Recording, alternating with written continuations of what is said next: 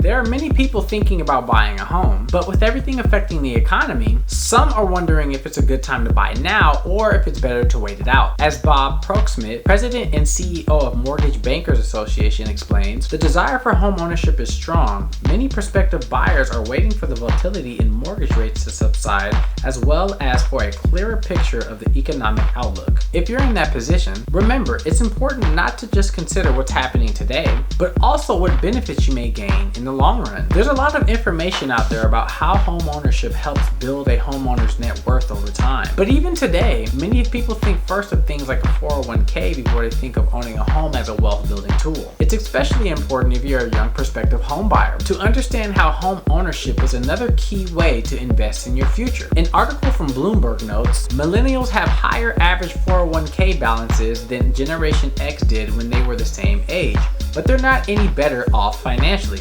A lot of that has to do with being less likely to own a home. To help you understand just how much owning a home could have a positive impact on your life over the years, take a look at what data shows. The same Bloomberg article helps show the gap in wealth between renters and homeowners who are 65 years and older.